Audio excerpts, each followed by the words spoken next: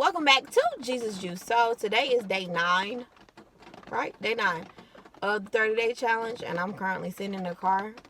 Went to the doctor, handled all my business this morning. Currently sitting in the car while it's raining, and I prayed and I meditated a little bit just to hear what God had for me today. And here I am.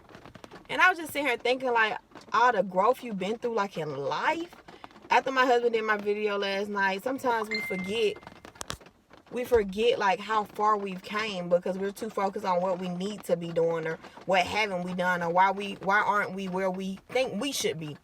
Like, I don't know who created the schedule for us or whatever the case may be. This hoodie made me like a bird. Anyway, I don't know why we created like this timeline where we're supposed to be or what we're supposed to be doing, but I don't feel like that's the timeline God has for us, because in certain situations we needed to learn stuff. We needed to be caught in that situation so we can glorify God and know that He's still here.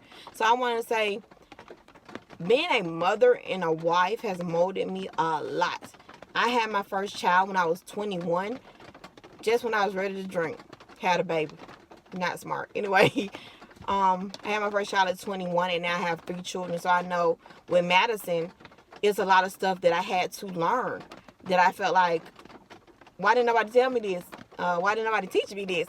But it was easier for me to learn it on my own, what worked best for Madison and I at the time, because that was us. That was me and Maddie. We had that handled because I knew all I knew was I didn't want her to go through everything I went through as a child. I didn't want her to battle with the things I battled with as a child. So that was my base.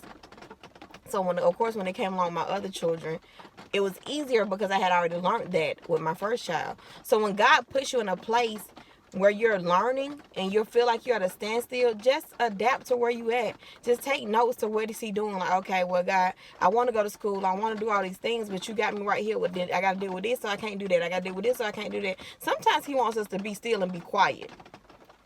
Like a father trying to watch a football game. Which I just want you to sit over there and hush for right now. And so I instruct you to do something else. So if you're at a job you don't like, stay there until He instructs you to leave. If you're in a relationship and it's getting a little tough, stay there until He instructs you to do something else. Sometimes quiet time is a great time for you, because not only do you find your peace, you hear God speak. So when it's times like this, when we sitting in the car and it's raining, I sit here to make sure, like, Lord, am I doing everything You want me to do? Like, am I in the right space? Is this where I'm supposed to be right now? And of course you receive clarity because you're continuing to be there, or He'll tell you what else you're supposed to be doing, and you'll be led to hear something. And have you ever said something and then like later on in the day somebody will say something referring to that same topic, or somebody will reach out to you or send you something and it's the same thing you were praying on earlier? God is sending you many confirmations, so watch for your confirmations. But for the time being, enjoy your quiet time. That time you have away from everybody. That time where you can write down your list of stuff that you want to accomplish. That time to just grasp the ambience of being by yourself. As a mother, as a wife, it's very rare that I'm by myself. It's very rare that I can have the time to just tune into everything I need to tune into. But when I do get that moment, I pray and I ask God, like, guide me, mold upon me, order my steps so I can make sure that I'm doing everything that I'm supposed to do for You. Because I know it's not just me that'll affect. I have a husband and kids, so I have to make sure I'm maintaining everything I need to do. So take your quiet time take your quiet time today. Step away for a moment, listen to some music, sit in your car a little longer. Just take the time to breathe and grasp the concept of a day. Like, we're constantly moving and moving. We gotta do this, we gotta do this, we gotta cook dinner, we gotta handle that. And sometimes God be saying, I really just want you to sit still for a moment so you can hear me.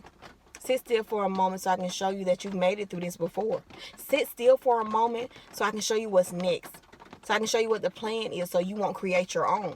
Because if you create your own against mine, it's gonna fall. So just take that time to yourself. It's quiet time. Just take the quiet time. And just write out, journal everything that you hear, everything that sticks out to you. Without quiet time, our brains are always on go, so we're not grasping the concept of God's plan. It's okay to be quiet. It's okay to not respond. It's okay to not have a comeback for every moment or movement. It's okay. It's okay to chill. Do that. Take your quiet time today. Breathe. Relax. Sit back. Get some juice. Do what you need to do, but make sure you have time to yourself. To step back away from your day-to-day, to step back from your busy day and your schedule, to just sit there and listen. You have one mouth and 2 ears, so you should listen twice as much as you speak. It's okay to be quiet. It's okay to not have an answer for every single question. It's okay. Sit back, meditate, listen to God, what God has for you today. Quiet time is the duty for day 9. Quiet time, or 8. I don't lost schedule. I just know I'm trying to make it through and finish out strong. So today, do your quiet time. Listen to what God has for you. Make time for you. See you tomorrow, guys.